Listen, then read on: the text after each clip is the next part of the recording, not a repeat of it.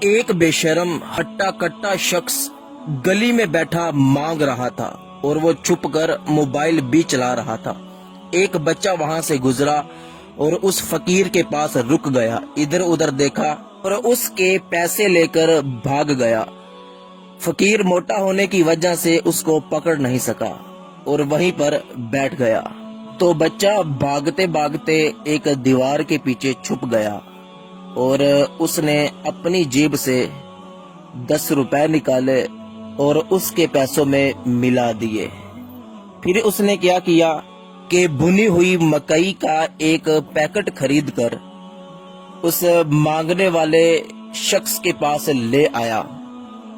وہ دیکھ کر بڑا حیران رہا اور اس نے وہ پیکٹ اس کو دے دیا اور کہا کہ بھائی مانگو نہ بلکہ یہاں پہ بیٹھ کے اس کو بیچو۔ تو فقیر بڑا شرمندہ ہوا اور وہاں پر بیٹھ کر وہ بھنی ہوئی مکئی بیچنے لگا۔ تو اس حکایت سے ہمیں سبق یہ ملا کہ چھوٹا سا کام کر کے حلال کمائی کمانا یہ مانگنے سے بہتر ہے۔